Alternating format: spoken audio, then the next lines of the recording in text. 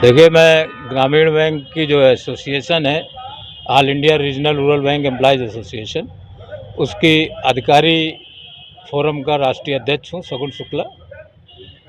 आज ये कार्यक्रम केंद्रीय संगठन के आह्वान पर पूरे देश भर में हर जिले में आयोजित किया जा रहा है गांधी प्रतिमा के सामने।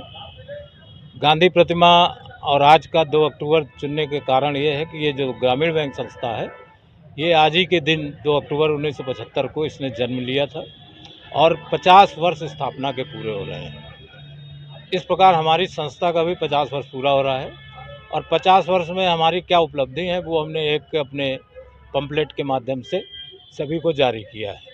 हम आज देश में सबसे बड़े व्यावसायिक बैंक के रूप में उभर कर आ चुके हैं। 6वीं हमारी सरकारी बैंक की स्थिति है। शाखाओं के आधार पर सबसे बड़े बैंक हैं। जब सबसे बड़े बैंक हम करते हैं तो उसमें स्टेट बैंक भी आ जाता है। आज हम 42 करोड़ कस्टमर हैं हमारे पास, जो ग्रामीण भारत के कस्टमर हैं, निर्धन लोग, गरीब लोग हैं। हर पैमाने पर हमने आज सरकार के सामने अपने एक बड़े अस्तित्व का प्रश्न रखा है और उसी के तहत आज 50वें वर्ष में पूरे देश भर से ये मांग उठा रहे हैं कि इसको एक करके, क्योंकि देश भर में 43 ग्रामीण बैंक है विभिन्न नामों से, जैसे कानपुर में बड़ौदा यूपी बैंक है, इसी तरीके से लखनऊ में आर्यावर्त बैंक है, इसी तरीके से मुरादाबाद में प्रथमा बैंक है। इस तरीके से अलग अलग नामों की ये बैंक समाप्त करते हुए एक बैंक बनाई जाए, भारतीय ग्रामीण बैंक उसका नाम दिया जाए और पूरे राष्ट्र भर को एक बैंक एक रूप में समर्पित की जाए। ये हमारी पहली आज की डेट में एक 42 करोड़ कस्टमरों के हितों की रक्षा के लिए और साथ में जो 42 करोड़ लोग ग्रामीण भारत के बचे हुए हैं, जिन तक अभी कोई भी बैंक अगर पहुंच भी पा रही तो उसकी अपनी सीमाएं हैं और हमारी पहुंच के अंदर हैं तो हम उन तक पहुंच सकें।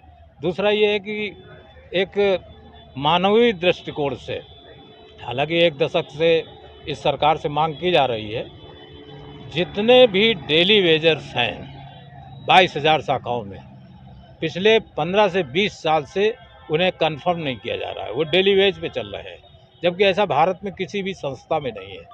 जबकि वो रिक्त पद है, मतलब जो नियम लागू हैं उसके हिसाब से चपरासी का जो स्थायी पद है उसकी जगह वो डेली वेजर काम कर रहे हैं।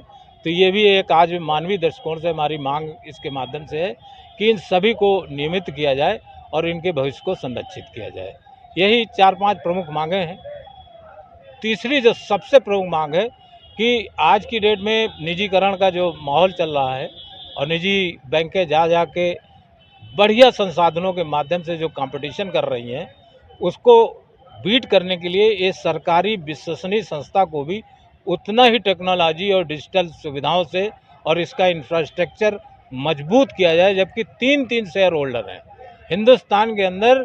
किसी भी बैंकिंग उद्योग में भारत सरकार, राज्य सरकार और देश के नेशनलाइज बैंक 3 मालिक हैं इसके, और 3 सर्वोच्च मालिक इस संस्था का इंफ्रास्ट्रक्चर नहीं सही कर पा रहे हैं 50 साल में।